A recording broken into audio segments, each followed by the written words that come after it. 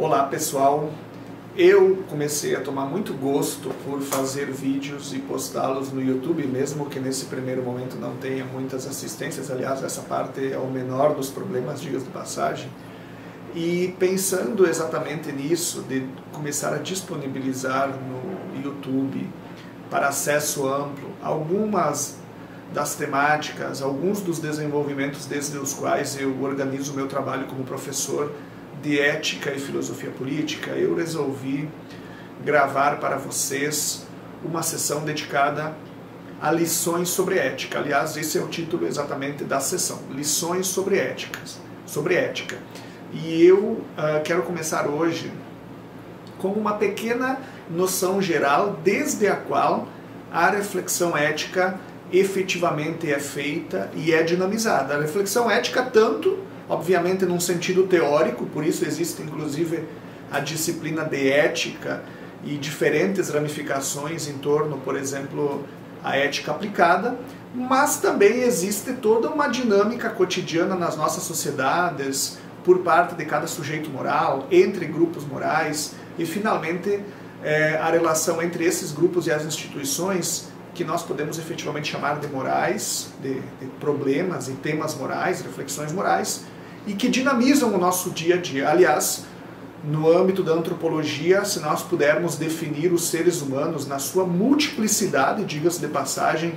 a partir de algum termo específico, certamente esse termo, ou um desses termos, dirá respeito à ideia de que os seres humanos são sujeitos morais, são grupos humanos organizados moralmente, ok? Então, para começo de conversa, a primeira lição,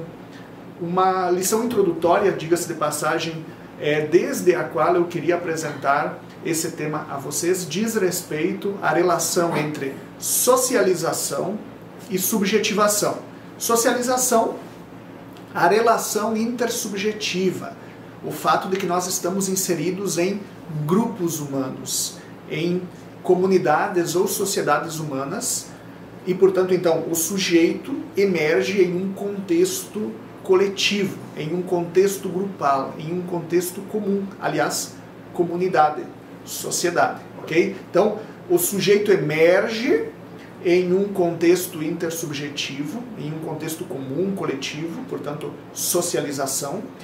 e ele se forma enquanto sujeito, ele constrói identidade normativa e autocompreensão moral na inter-relação com esses sujeitos coletivos, tanto naquelas perspectivas, naqueles valores, naquelas condições consideradas paritárias, equalizadas, quanto então nos problemas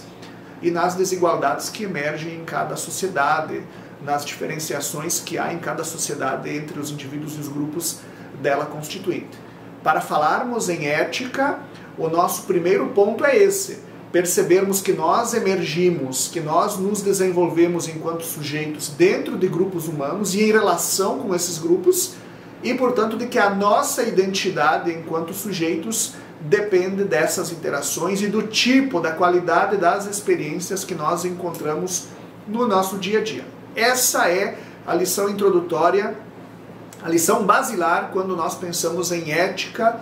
quando nós pensamos, inclusive, embora esse não seja o caso agora, em filosofia política, a relação socialização, subjetivação, ou, por outras palavras, sociedade-indivíduo, indivíduo-comunidade e, portanto, então, relação entre sujeitos e grupos humanos. Inclusive, quando nós falamos em ética, nós, além dessa relação do sujeito com a comunidade da qual faz parte, podemos pensar na relação entre comunidades diferentes ou sociedades diferentes e, portanto, entre indivíduos e grupos pertencentes a sociedades diferentes. Vejam que os problemas éticos, eles são amplos ao ponto de nós sermos dinamizados pelas reflexões em torno aos desafios entre iguais, entre sujeitos e grupos pertencentes ao mesmo contexto, mas também vejam a infinidade de guerras travadas ao longo da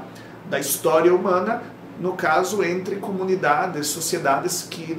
são antagônicas ou se associam de algum modo, mas, enfim, que na medida em que se percebem enquanto existindo no mesmo espaço e no mesmo tempo históricos, ainda que com visões de mundo, com formas de ser e estar no mundo diferentes, entram em conflito, ou entram em associação, ou entram em fusão, entre outras coisas, ok? E então, quando nós falamos em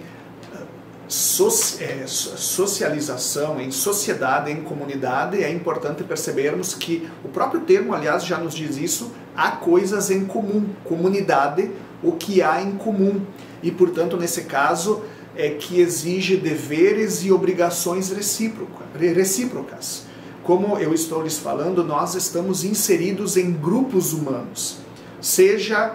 em relações equalizadas, seja, obviamente, em relações dessemelhantes, díspares, hierárquicas, no caso. E o fato é que, na medida em que nós estamos inseridos nesses grupos, e, portanto, numa noção ampla de sociedade, nos é exigido certo comportamento, nos são exigidos certos valores, certas posturas que nós precisamos assumir para efetivamente sermos considerados dentro de um certo padrão normal de comportamento, de postura, de ação moral, ou então sermos castigados. Pensem na questão da recompensa e dos castigos que os pais aplicam às crianças, né? Seja, inclusive, em muitas situações, essa situação nefasta dos castigos físicos, mas pensando de maneira genérica, os pais, na medida em que as crianças não cumprem com certos requisitos, castigam e se cumprem, beneficiam com alguma recompensa. A sociedade funciona em vários aspectos do mesmo modo. Ela exige certos padrões de comportamento, certas responsabilidades que nós podemos chamar de morais a cada indivíduo e a cada grupo, e na medida em que elas são cumpridas, esses indivíduos se destacam. Vamos pensar que as próprias religiões levam ao céu, digamos assim, até as religiões partem desse pressuposto, ou então, se os indivíduos não as cumprem, não cumprem essas exigências, eles são castigados. Vamos pensar aqui na prisão, na vergonha, na desonra, entre outras atitudes propriamente sociais. Portanto, quando falamos em ética,